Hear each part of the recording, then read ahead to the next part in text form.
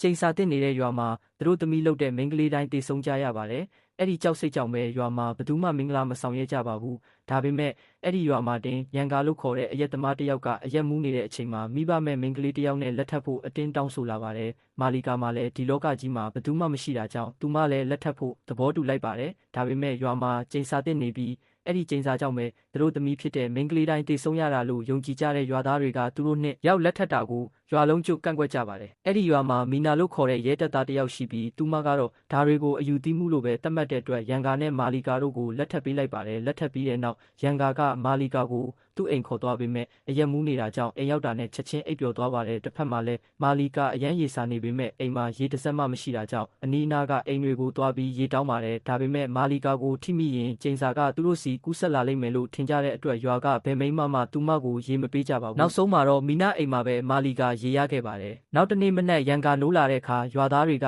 ညကဘလို့နေလဲလို့လာမေးကြမှာပဲမနေ့ကအရက်မူးပြီးမာလီကာကိုလက်ထပ်ခဲ့တာကိုသူပြန်တတိယတော့တယ်ရန်ကာကိုယ်တိုင်လည်းအဲ့ဒီချိန်စာကိုယုံကြည်သူဖြစ်တဲ့အတွက်မာလီကာကိုခေါ်ပြီးတခြားရွာကိုထွက်သွားဖို့ပြင်ဆင်ပါတယ်။ဒါပေမဲ့ရွာလဲရောက်တော့မာလီကာရုတ်တရက်သွေးအံပြီးအဲ့ဒီနေရာမှာပဲတေဆုံးသွားပါတယ်။မာလီကာတေဆုံးပြီးနောက်ရဲတပ်သားမီနာကသူတို့သမီးဖြစ်တဲ့မိန်းကလေးတွေဘာကြောင့်ဒီလိုတေဆုံးနေရတာလဲဆိုတာကိုသိချင်သွားပါတယ်။ဒါကြောင့်ပဲမီနာကရွာကမြေရှင်ကြီးရဲ့တားနဲ့လက်ထပ်ဖို့ဆုံးဖြတ်လိုက်ပါတယ်။